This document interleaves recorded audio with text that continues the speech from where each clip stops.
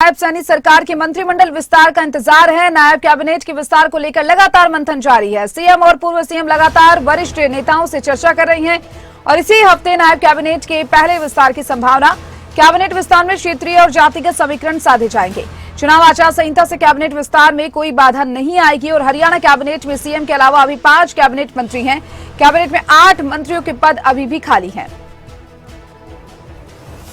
नायब सैनी सरकार में कैबिनेट विस्तार को लेकर लगातार इंतजार किया जा रहा है। कैंडिडेट्स के नामों पर मंथन किया जा रहा है। इसी हफ्ते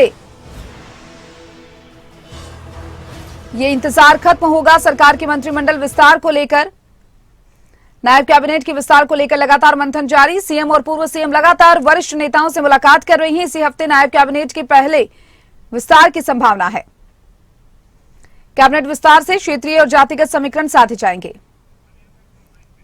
ज्यादा जानकारी के लिए हमारे साथ हमारे पॉलिटिकल एडिटर अनिल मोर फोन लाइन पर जुड़ चुके हैं। अनिल, नायब सरकार के मंत्रिमंडल विस्तार का लगातार सभी को इंतजार है। लगातार पूर्व मुख्यमंत्री और मुख्यमंत्री लगातार वरिष्ठ नेताओं से चर्चा करते हुए भी दिखाई दे रही हैं। क्या कुछ कहेंगे?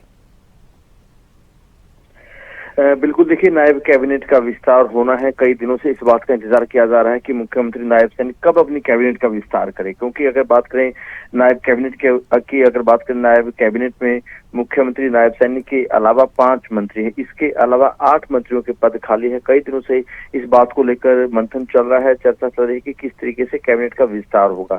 इस तरीके की चर्चा थी कि जो आचार संहिता है, आचार संहिता में नायब कैबिनेट का विस्तार होगा नहीं होगा, लेकिन ये लगभग तय हो चुका है कि आचार संहिता के बीच में भी अब कभी भी जो है नायब कैबिनेट का विस्तार है वो हो सकता है, क्योंकि आचार संहिता में अगर नायब कैबिनेट का विस्तार होना है, मुख्यमंत्री को अपनी कैबिनेट का विस्तार करना है, तो इसमें आचार संहिता आड़े हाथ नहीं आएगी, बीच में नहीं आएगी।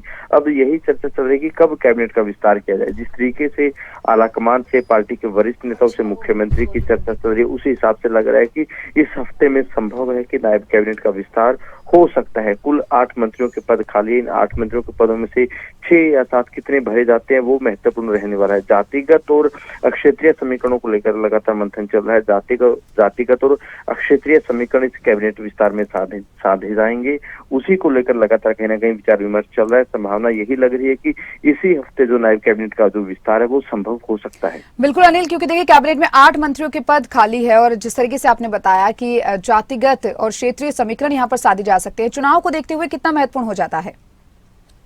बिल्कुल, देखिए, बड़ा ही महत्वपूर्ण सवाल आपने पूछा, क्योंकि लोकसभा चुनाव का बिल्कुल बच चुका है। हालांकि जो हरियाणा में लोकसभा चुनाव जो है अंतिम चरणों में है, छठे चरण में है। 25 मई को हरियाणा में लोकसभा चुनाव, तो ऐसे में 2 महीने से ऊपर का ज्यादा का समय बचा है चुनाव प्रचार को लेकर। और ऐसे में अगर कम मंत्रियों के साथ चुनाव प्रचार में जाया जाता है तो कहीं ना कहीं एक तरीके से उतना बड़े स्तर का वो चुनाव प्रचार नहीं होता। अगर पूरी की पूरी कैबिनेट का गठन हो जाएगा, 6-7 और मंत्री बना दिए जाएंगे, जब पूरी की पूरी कैबिनेट नायब सैनी के साथ होगी, जब मंत्री चुनाव प्रचार करने जाएंगे, जब मंत्री चुनाव प्रचार करने जाते हैं तो कहीं ना कहीं जो जनता है, लोग हैं, प्रोटोकॉल के हिसाब से भी जो व्यवस्थाएं होती है तो उसका एक अपना असर रहता है। तो ऐसे में जब कैबिनेट का जो विस्तार होगा तो उसमें खासतौर से जातिगत समीकरण साधे जाते हैं, क्षेत्र के समीकरण साधे जाते हैं। जब मंत्री अपने लोगों के बीच में, अपने एरिया में, अपने क्षेत्र में चुनाव प्रचार करता है तो कहीं ना कहीं उसका एक असर लोगों के बीच में पड़ता है। तो ऐसे में कोशिश यही की जा रही है कि जो नायब कैबिनेट का विस्तार है, जल्दी ही वो कैबिनेट का विस्तार किया जाए।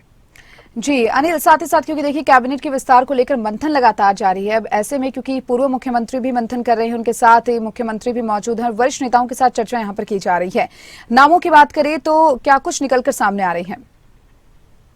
देखिए, अगर नामों की बात करें, क्योंकि फिलहाल की अगर बात करें नायब कैबिनेट में मुख्यमंत्री के अलावा 5 मंत्री हैं। अब जो पद खाली हैं, 8 पद खाली हैं, 6 से 7 नए मंत्री बनाए जाएंगे। सबसे पहले पूर्व गृह मंत्री अनिल विज की बात करते हैं। अभी तक वो नाराज बताए जा रहे थे, अगर वो मान जाते हैं, क्योंकि उनका मंत्री बनना तो बिल्कुल तय है, इसमें कोई किंतु परंतु नहीं है। हालांकि खुद अगर अनिल विज मंत्री नहीं बनते, वो खुद मना करते तब अलग बात है। अगर वो मना नहीं करते, अगर वो मान जाते हैं तो उनका प्रोटोकॉल में एक बड़ा बड़ा मंत्री बनना बिल्कुल तय है।